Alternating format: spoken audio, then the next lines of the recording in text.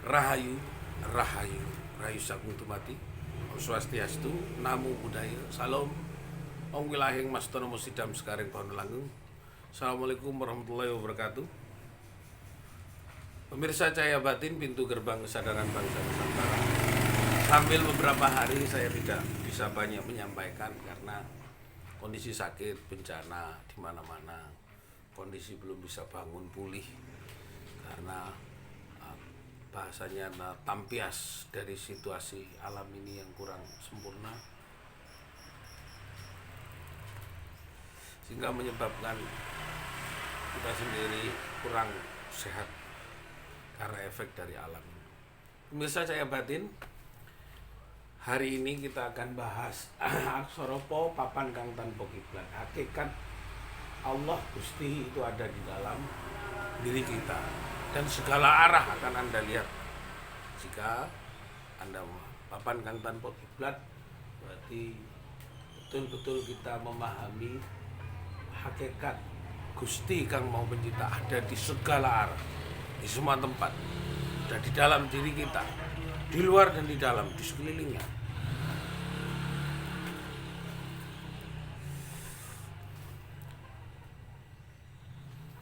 Pemirsa Cahaya Batin, apa yang sebenarnya papan ini, badan kita ini?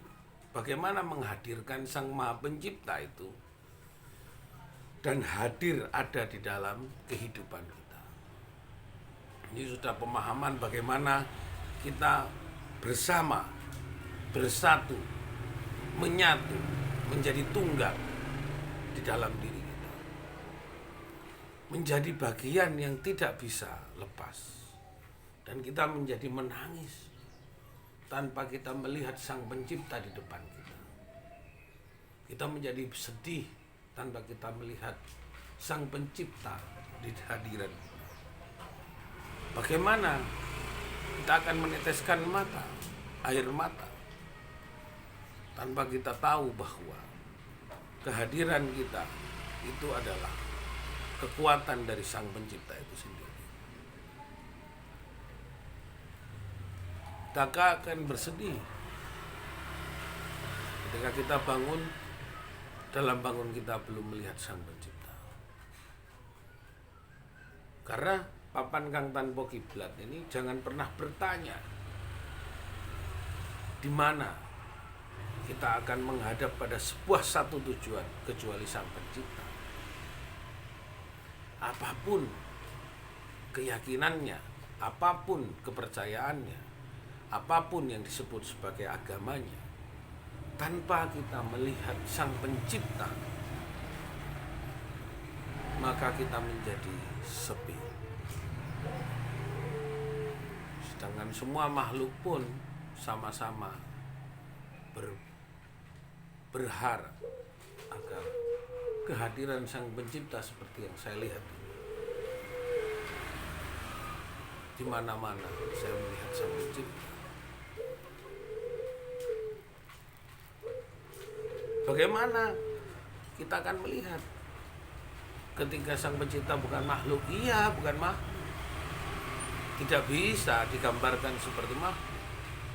Tapi bagi yang sudah sangat mencintai, menjadi bagian, dan sudah menyatu dalam bagiannya, maka tidak ada yang bisa memisahkannya kecuali Sang Pencipta itu sendiri. Bagaimana orang bisa yakin kepada Sang Pencipta? Maka dia harus mencari Sang Pencipta. Ketika saya keras kepada diri saya sendiri, karena saya tidak yakin kalau saya tidak bertemu Sang Pencipta, kemana saya akan kembali? Sama dengan kalau saya tidak kenal dengan gubernur, dengan wajahnya gubernur, dengan suaranya gubernur, maka saya kalau disuruh menghadap kepada tukang parkir, saya tidak akan yakin bahwa itu gubernur. Saya kenal dengan gubernur saya Jawa Timur, Ibu Khofifah, maka saya harus kenal dengan suaranya, walaupun itu hanya di dalam mobil. Saya kenal, dia hanya bersuara. Sama halnya dengan Sang Pencipta. Inilah yang menjadi kegelisahan saya. Bagaimana caranya? Dengan keyakinan apa saya harus bertemu dengan Sang Pencipta? Menggunakan cara apa? Papan kang tanpa kiblat ini karena saya harus mencari tulisannya bahwa hakikatnya Gusti Allah ada di segala arah, ada di mana-mana. Kenapa setelah saya ada di mana-mana tidak melihatnya? Maka saya mencari. Dan ketika sudah bertemu secara hakiki, saya sampai keliling Asia, Eropa, mohon maaf, Timur Tengah, kembali ke tanah Jawa. Ternyata saya bertemunya di tanah Jawa Nusantara, Jawa Dwipa.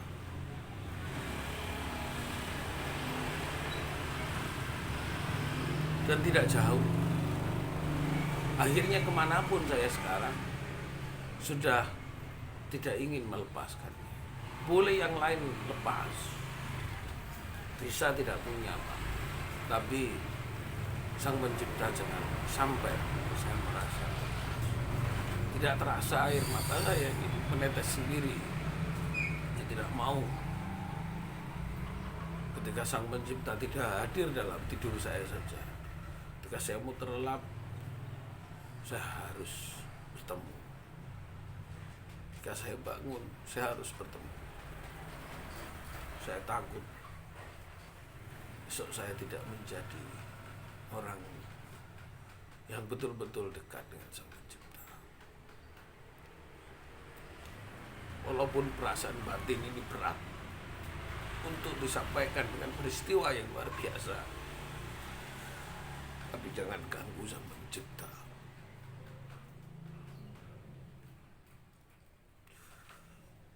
Entah bagaimana kenapa orang-orang bertengkar dengan segala macam pembelaan terhadap keyakinannya, tidak membela Sang Pencipta,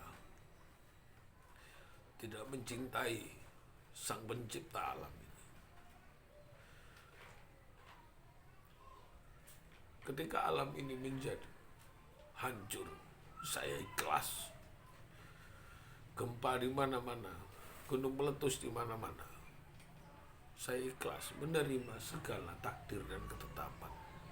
Mungkin kemarin sebelum mengenal dekat dengan Sang Pencipta, saya berusaha untuk mengganti dengan doa, dengan selamatan, dengan ritual. Tapi ketika sudah mengenal, saya tidak berani apa-apa. Karena Sang Pencipta punya ketetapan sendiri untuk mengukur keyakinan diri saya sendiri, agar aksara Jawa ini hidup.